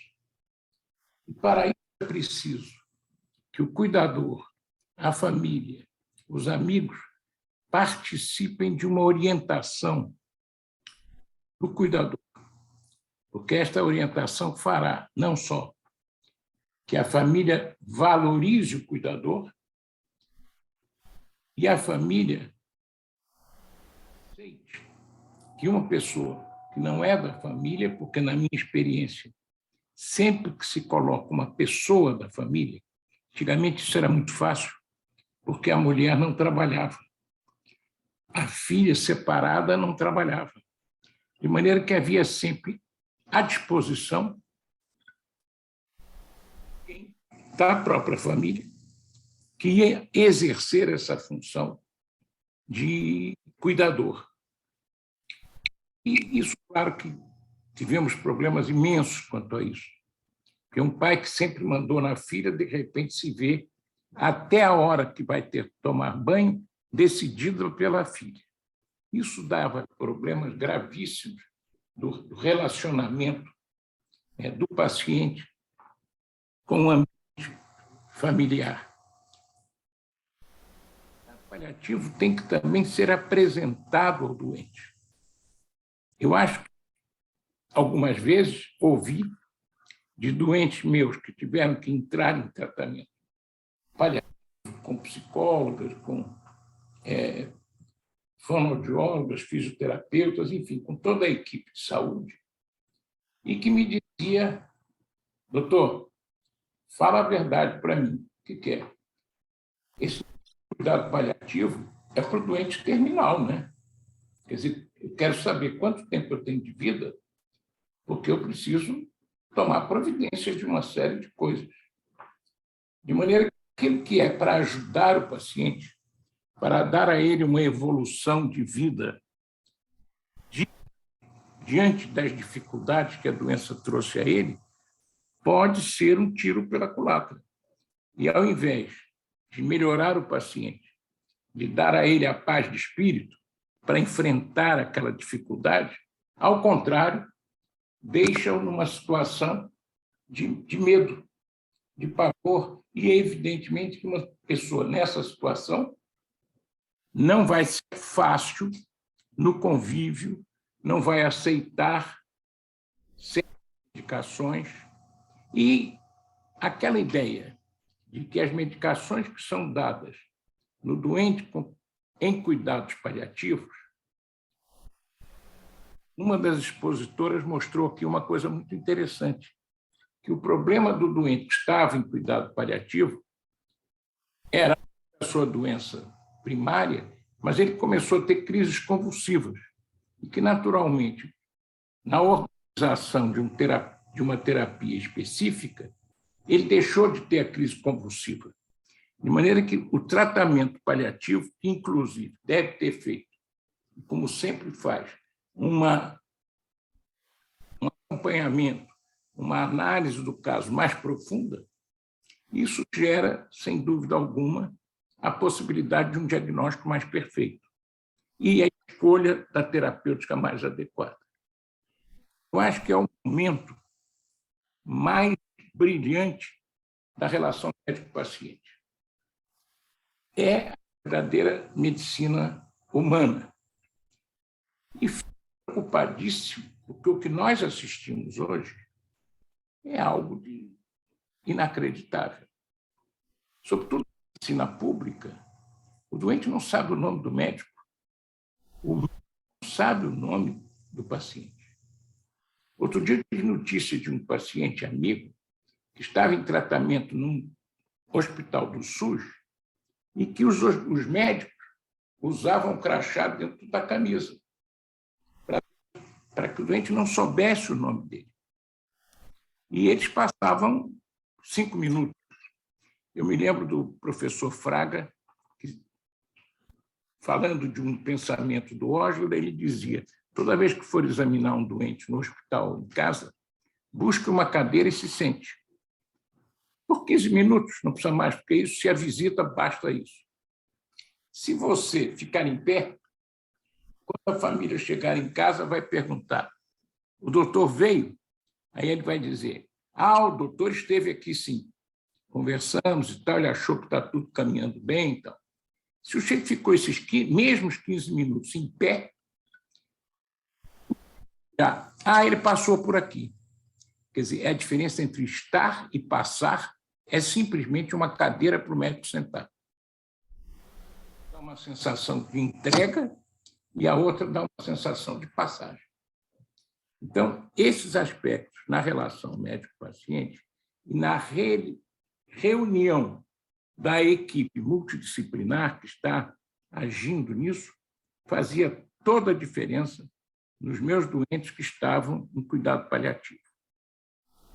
Segundo, o cuidado paliativo, várias vezes, eu percebi que eles prolongavam a vida do doente ao invés de acelerar a fase terminal. Em resumo, foi um excepcional simpósio. Como soube que estava sendo gravado, acho que é hora da Academia Nacional de Medicina, simpósios que costumam ser deste nível, deveria usar pendrives com aquele simpósio e fornecer as dicas de clínica médica, de neurologia, de cirurgia, para que os alunos tivessem um momento para assistir o simpósio. E poderia ir uma pessoa designada pelos organizadores para acompanhar a apresentação para os alunos e explicar uma dúvida ou outra que o aluno tenha. Porque, efetivamente, um movimento grande hoje para a medicina humanitária.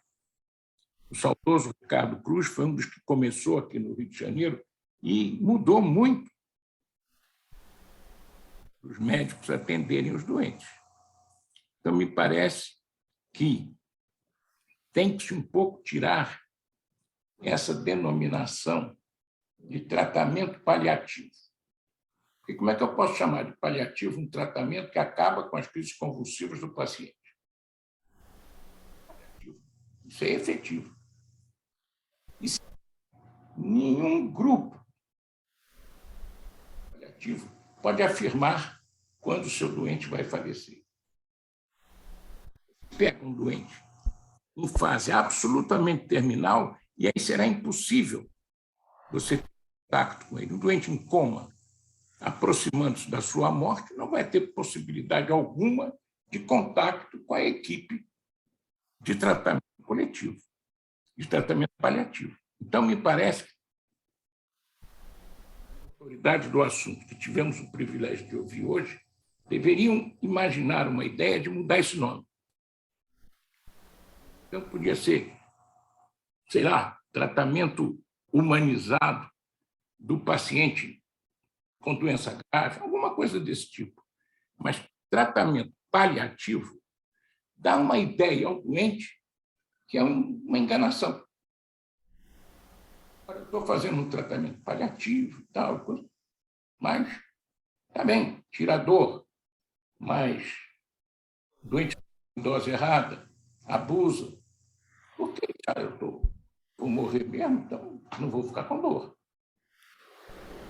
Pressão. O simpósio de hoje esclareceu muitas dessas minhas dúvidas. Mas eu convoco essas pessoas extremamente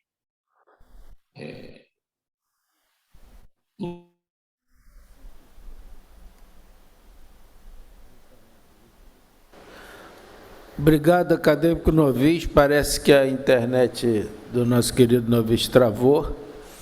Então, agradeço os seus comentários, sua participação, apenas comunicando ao acadêmico Novis, a todos os acadêmicos, toda a nossa assistência, que todas as sessões da Academia Nacional de Medicina são gravadas e são disponibilizadas no YouTube para serem assistidas a qualquer momento por qualquer pessoa.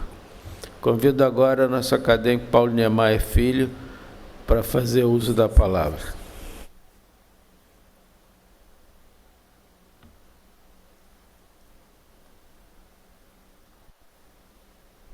me ouvindo? Sim, estamos ouvindo.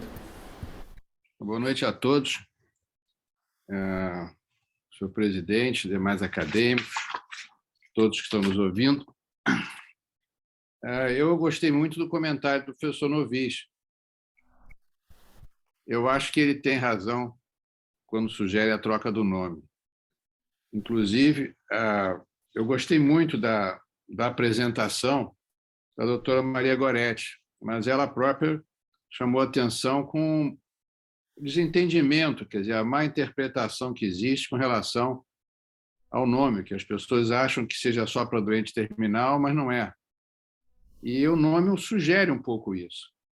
Então, eu acho que é uma especialidade indispensável, que hoje tem um papel super relevante, que vai crescer cada vez mais, mas acho que o nome induz a que não vai se fazer muita coisa e que é um final de linha.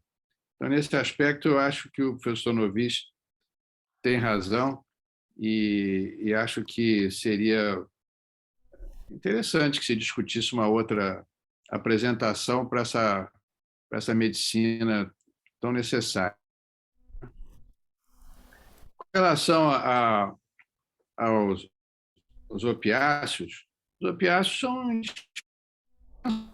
Não há como não usar opiáceo para os pacientes que têm dor. Mas nós podemos, no doente que... tentar, principalmente nos doentes que têm dor de origem não cancerígena, outros remédios. Quer dizer, você pode começar de uma maneira mais simples. Inclusive, você já pode, pelo perfil do paciente, saber ou ter uma ideia se aquele paciente é um paciente que tende a desenvolver uma dependência, se é um paciente que já faz uso de drogas, se é um paciente que já é alcoólatra ou que tem essa história na família, que são pacientes que já têm essa tendência. E dependendo do que for a dor, quer dizer, um paciente que desenvolveu uma polineuropatia depois de uma quimioterapia, ele pode começar com uma pregabalina, ele pode começar com medicamentos que são coanalgésicos, com antidepressivos, que nós sabemos que também ajudam na resistência à dor, e ele não precisa, de saída, começar já com opiáceos em doses mais elevadas. E, de qualquer maneira, eu acho que o doente estando com dor, ele não pode deixar de ser usado, mas tem que ser monitorado, como o Henrique bem comentou aqui, tem que ser monitorado. E é importante o contato com as famílias, como o Sérgio também disse, porque as famílias podem dizer da mudança de comportamento daquele paciente, se os remédios estão acabando antes do tempo de prescrição, ou seja, se ele está tomando mais do que deveria. E pacientes, esses opiáceos, eles dão, num primeiro momento, uma euforia também, porque eles não só diminuem a dor, como também estimulam o sistema límbico e dá uma certa euforia. E essa euforia tende a criar uma resistência maior e mais rápida que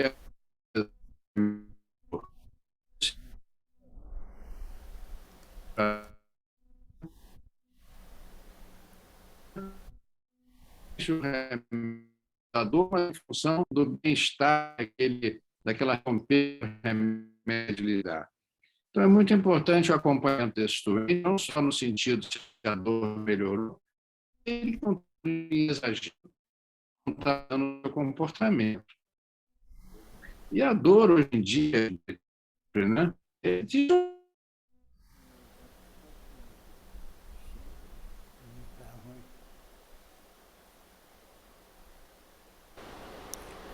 Cadê Paulinha Maia? Parece que sua internet desconectou.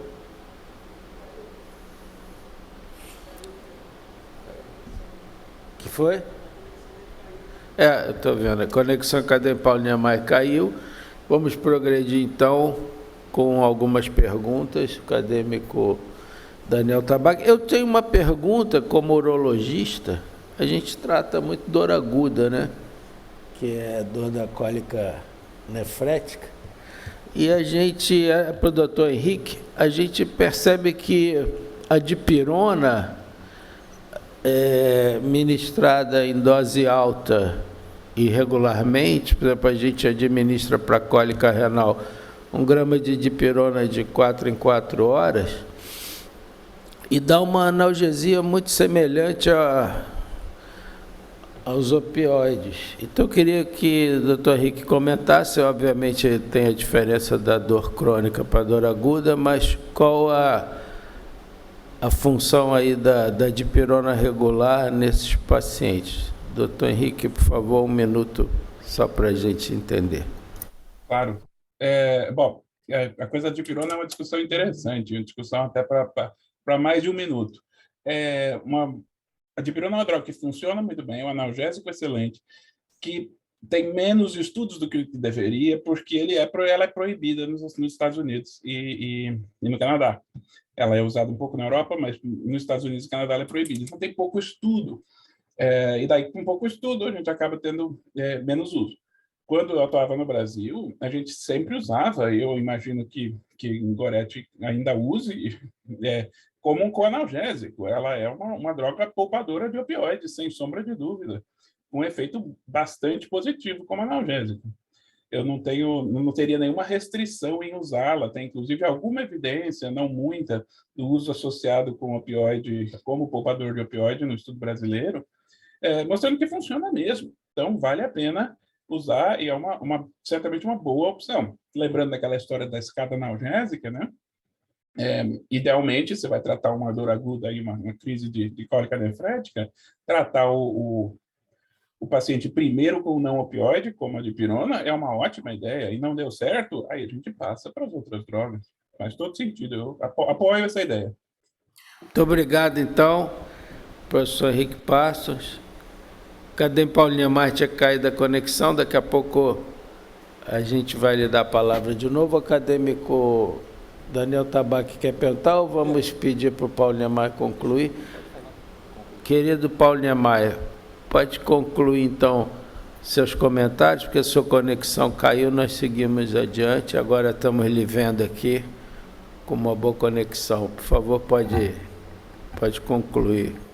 Bom, mas então é isso que o Henrique estava dizendo, quer dizer, existem medicamentos mais simples, não opioides, que podem ser usados no primeiro momento, e o que eu queria dizer é que existe um fator psicossocial muito grande nesses doentes. Então, a dor pode ser a mesma, mas o sofrimento é diferente. Então, esses doentes hoje têm que ter um tratamento multidisciplinar, não só oncológico, mas também especialistas em dor, e tratamento psicoterápico e uma avaliação mais global do paciente. E daí é que vem o maior sofrimento. Muitas vezes o antidepressivo é muito importante para diminuir o sofrimento desses pacientes.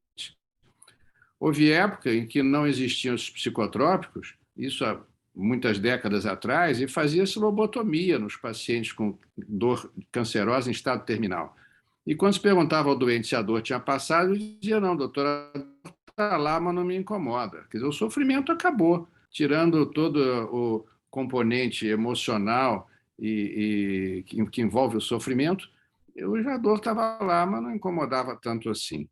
Então, o tratamento de dor é muito complexo e acho que os opioides fazem parte, não há razão para deixar um doente sofrer, mas tem que, como disse o Henrique, tem que ter um especialista, alguém que entenda, e, se possível, uma avaliação mais ampla do paciente, não apenas orgânica. E com relação à doutora Aglaé Tedesco, ela trouxe um assunto complicado, porque tratar de doentes com testemunho de Jeová é uma decisão difícil para o cirurgião, quando ele, no momento que ele assume de operar com sangue, não dá sangue, é lógico que ele vai fazer o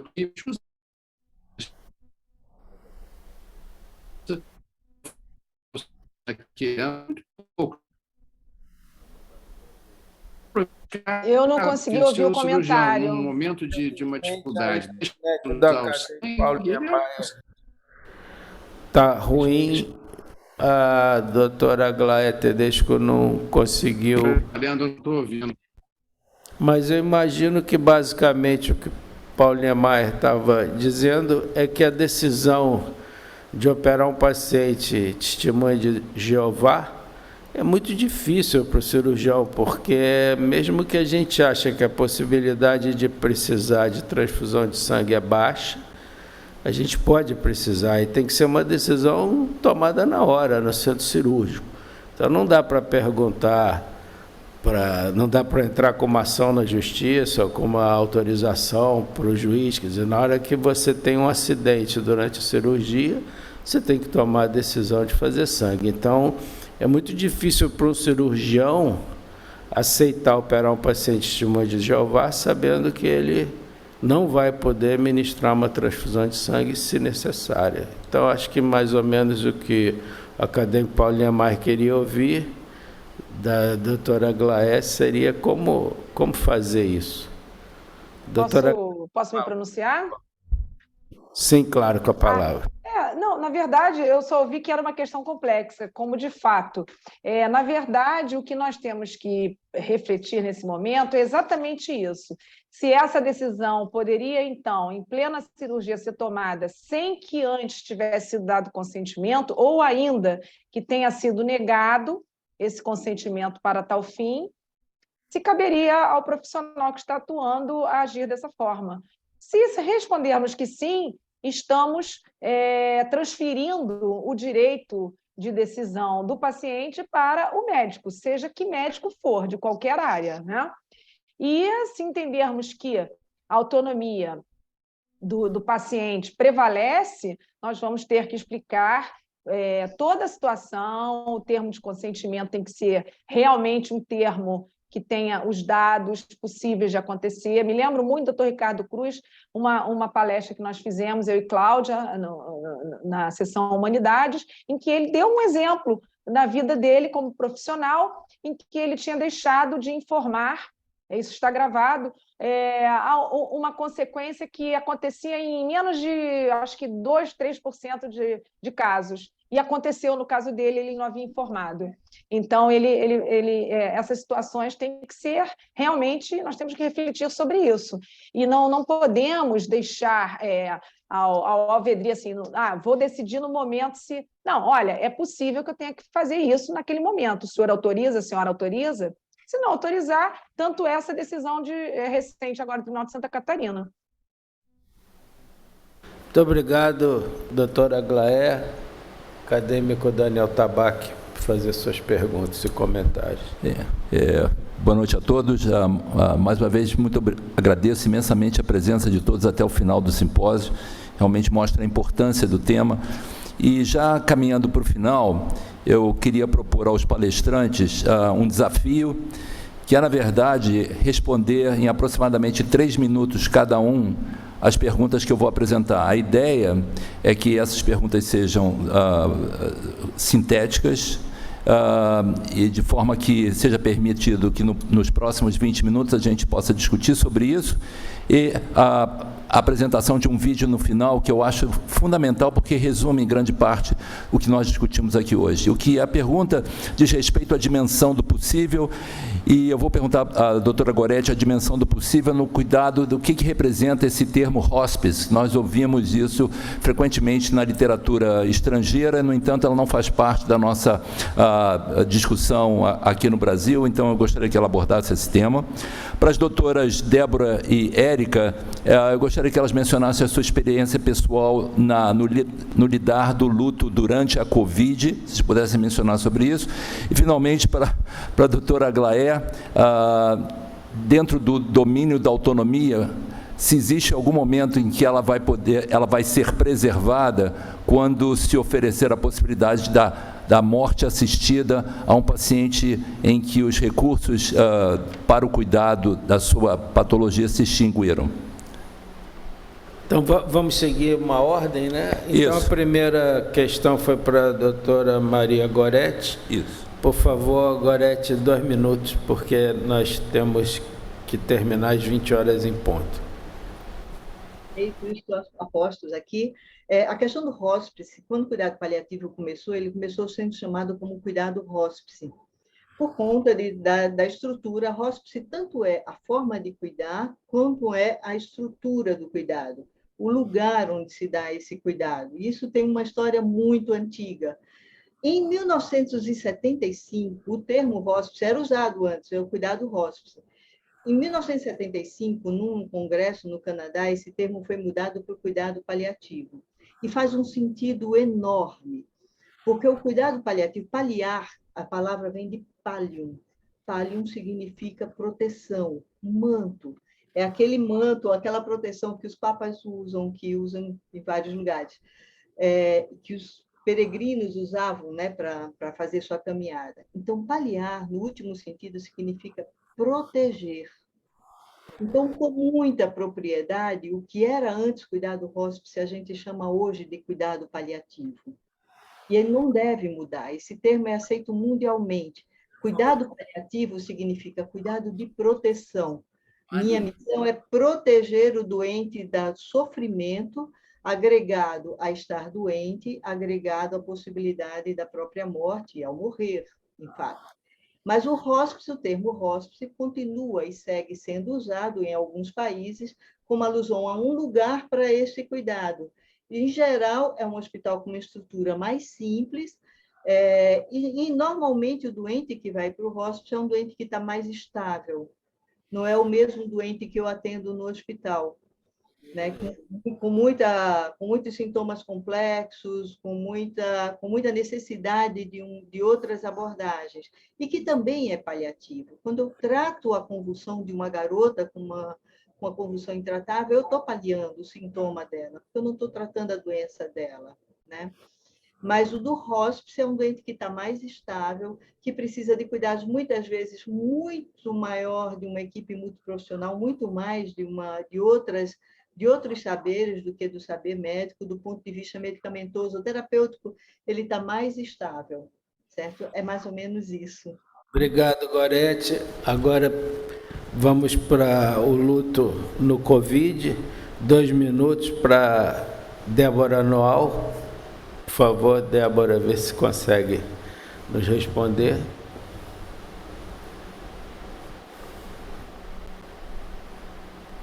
Pode abrir seu microfone, Débora.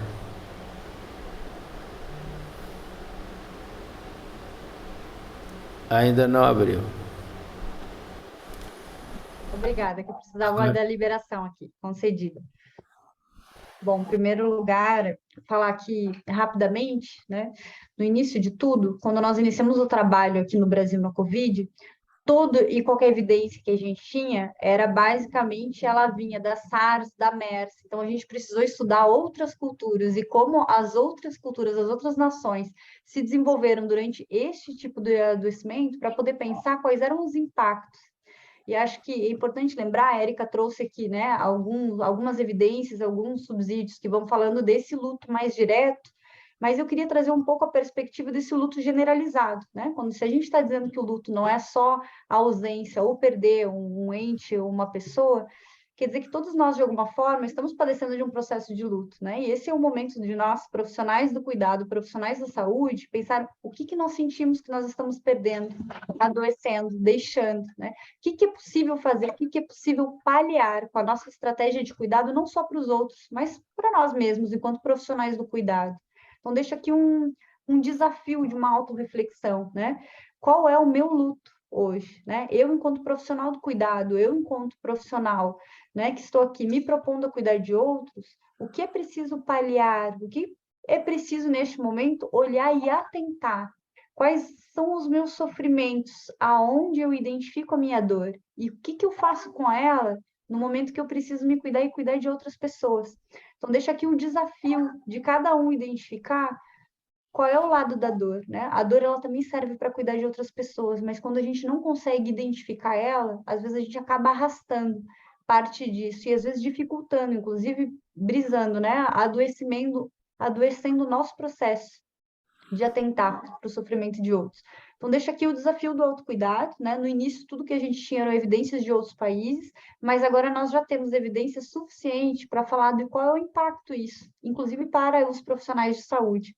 Então, vou falar muito mais disso, deixando uma interrogação, uma dúvida e um convite mesmo à autorreflexão, né? Como que vocês se sentem neste momento? O que vocês sentem que tem alterado a forma de olhar para o mundo? E onde que vocês estão buscando, neste momento, fontes, sensação de conexão, inclusive, com a vida? Porque para a gente conseguir cuidar de uma forma mais plena, de uma forma mais ampla, a gente precisa também sentir, né, que nós estamos mais preenchidos de vida. E esse é um desafio, né? É difícil paliar quando a gente não consegue sentir que a gente está nutrido no processo de vida.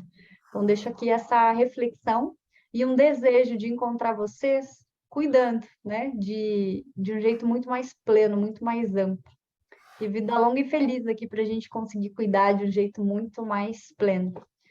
Devolvo aqui a palavra. Convido agora a Érica Palotino para falar 2 minutos sobre a luta Covid. Por favor, Érica.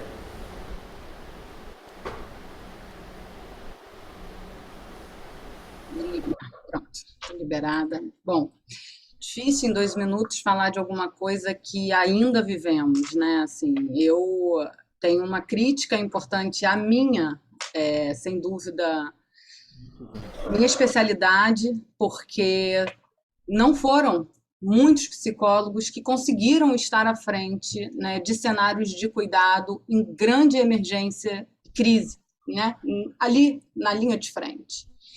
E isso, para mim, é uma questão que acho que conversa com o que a Débora fala, porque a gente também podia cuidar muito de quem estava ali na frente. Eu tenho inúmeros profissionais da saúde hoje em psicoterapia, porque muitos estavam num CTI com o pai internado, com a namorada internada, colegas no mesmo hospital morrendo. Essa história não termina como acaba. Nessa coletividade existe a individualidade. Se os estudos apontam que na próxima década a gente vai ter um aumento substancial de complicações graves no luto, a gente precisa entender essa dimensão que a Débora fala, que o luto começa na gente, a nossa autorização, o reconhecimento de que somos enlutados, que estamos enlutados e que precisamos ser reconhecidos na nossa dor.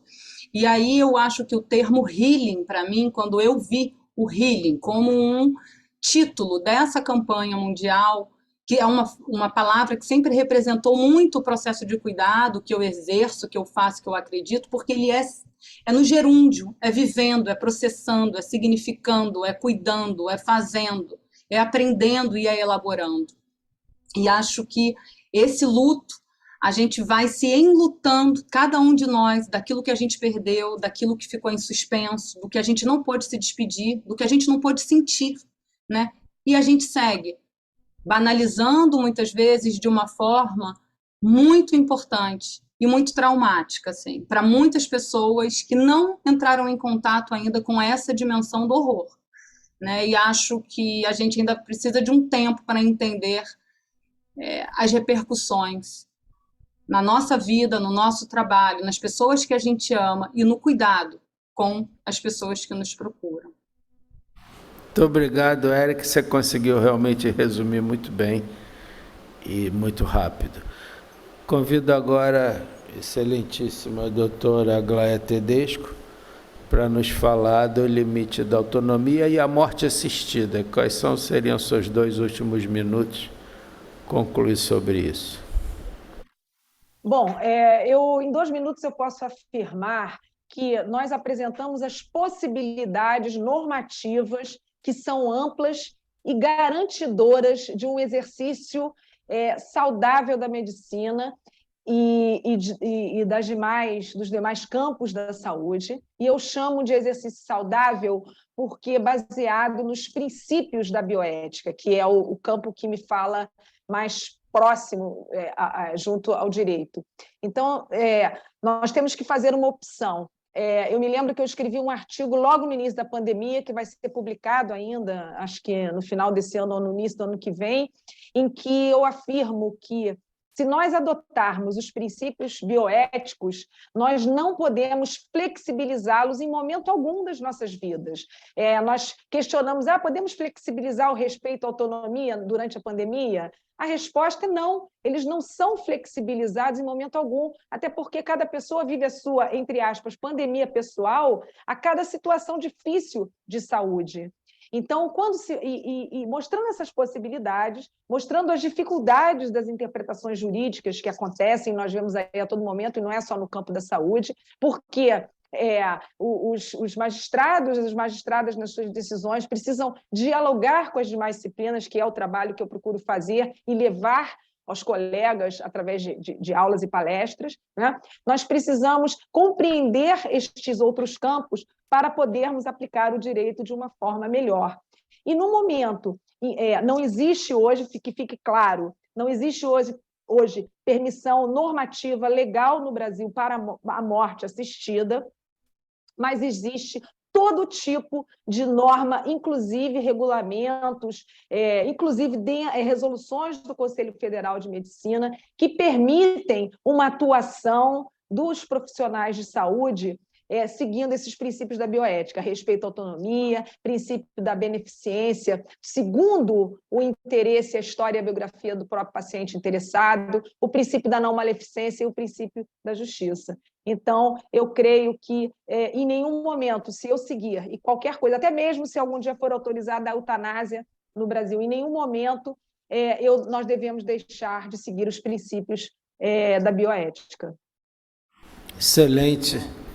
Doutora Aglaé, excelente. Isso se aplica em tudo, né? Na Constituição, no Estatuto, Regimento, porque se a gente começar a flexibilizar isso, nós viramos ditadores, né? A gente faz o que quiser.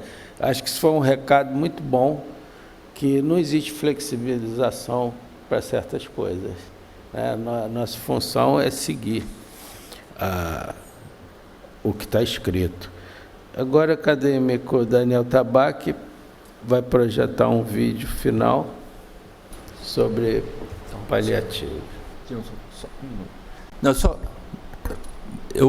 mais uma vez, eu gostaria de agradecer a todos e principalmente aos palestrantes.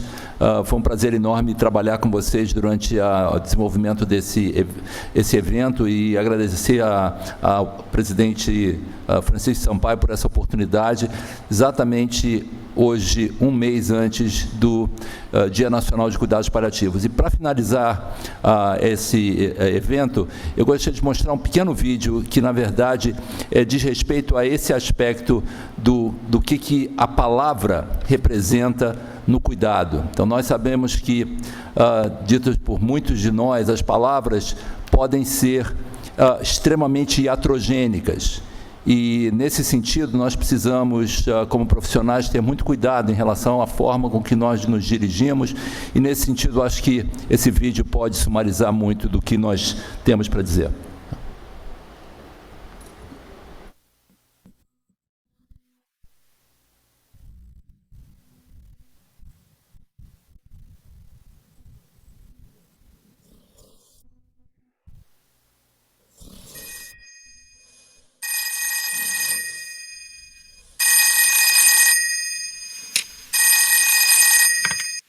Hi.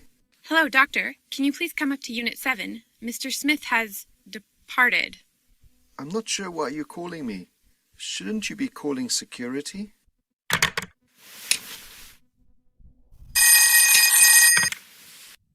Hello? Doctor, can you please come up to Unit 7? The patient is no longer with us.